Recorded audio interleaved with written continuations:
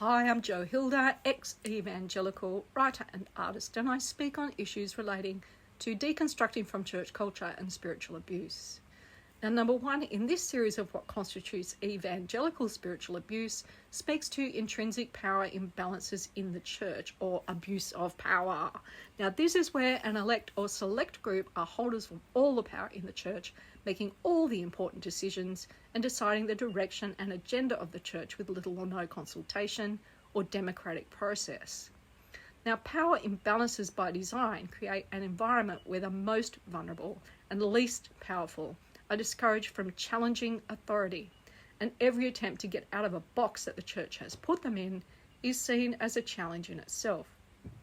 A warning sign also is churches who practice nepotism by giving positions of leadership to family members or old mates, and another is the ascension of an elect group to ministry positions based on their being named as anointed.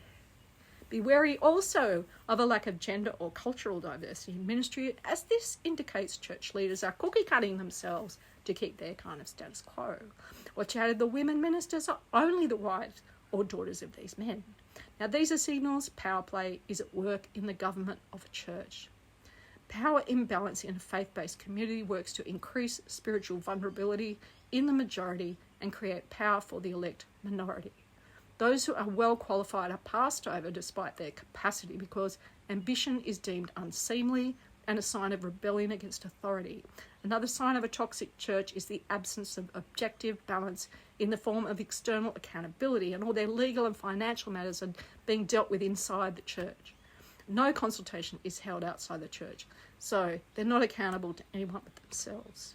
Now, this hoarding up of power deep in its infrastructure makes for a church government and community honeycombed with opportunities for abuse to occur, and also allows for those to commit those abuses to get away with them.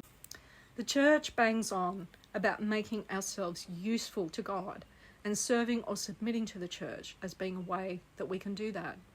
It can feel mortifying to realise we were actually used or misused in what we thought was a safe place. If you feel burdened by shame and trauma regarding your church experience, seek help in counselling and not church counselling. No one is going to blame you or laugh at you. The abuse is real, and you can make it, and you will. So coming up, number 2, intellectual abuse. Like, follow, and comment for more.